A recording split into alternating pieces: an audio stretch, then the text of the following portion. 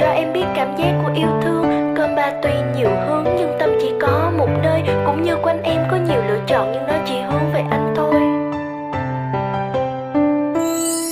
Nếu người cũ anh từng quen lấp lánh hoàn hảo như mặt trời, thì em chỉ xin được làm mặt trăng im lặng soi sáng cho anh ở một nơi xa vời. Những khi cuộc sống anh rơi vào nơi tăm tối, sẽ luôn có ánh sáng là em dẫn lối dội theo bước anh đi. Cuộc sống đôi khi hay nghịch lý, người càng lạnh nhạt càng vô tình, thì làm cho mình yêu quên cả lý trí, quên bản thân. Còn người luôn cạnh bên quan tâm chăm sóc thì chẳng nhận được gì. Buông cũng không thể mà em giữ thì càng đau. Vẫn biết là ngu là dại mà cứ cố chấp đâm đầu lấn sâu. Say trong cơn say biết bao nước mắt cho ai đây. Tim em lay hoay muốn nói ra hết nỗi lòng này. Đặt bút em sẽ viết nên lời nhạc, một bài rap đơn giản là món quà dành cho anh. Viết gì đây, sao tâm trí em cứ lan man, hay để em vẽ ra những câu hỏi trong lòng. Những khoảng không mà từ khi quen nhau anh đã bỏ trống.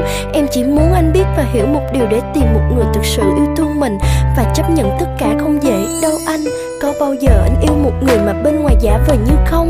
Có bao giờ chỉ một hành động của ai đó làm anh đau thắt trong lòng? Có bao giờ anh thấy muốn khóc khi người yêu anh buồn không? Có bao giờ anh thấy nhọc lòng với những cuộc say quên lối của người mà anh thương yêu không?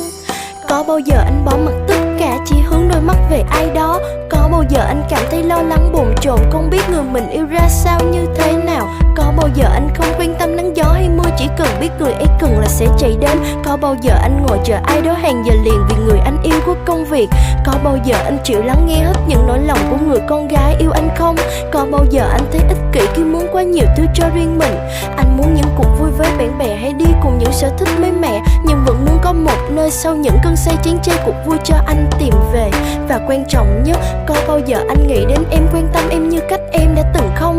Có bao giờ không anh hỏi lòng anh đi, có thật em là tất cả không? Vì một thứ gọi là tình yêu nên em chấp nhận đủ điều. Dù mang tiếng phiền tiếng lỵ nhưng chẳng ai điên mà bận lòng vì một người không quan trọng. Mọi thứ đều có giới hạn rồi sẽ có ngày em chai sạn đi. Lúc đó tình yêu trong em không còn ý nghĩa gì nữa. Lời anh hứa đã bao lần anh thực hiện được chưa? Chỉ thấy có một đứa tin tưởng và trông chờ, thì thôi vậy, mặc kệ đi em quen rồi. Và điều cuối cùng cho tất cả những nghĩ suy, nếu một ngày tất cả bỏ mặc anh mà đi, thì vẫn luôn có nhỏ khờ đỡ anh đứng dậy. Hiểu anh nhất và yêu anh nhất chẳng ai khác là em đây. Hạnh phúc ở trong tay anh, muốn giữ hay bỏ thì tùy anh vậy. Yêu thì em cũng đã yêu anh hết tình, nhưng nếu mình lạc mất nhau, em sẽ không cho anh cơ hội tìm thấy đâu.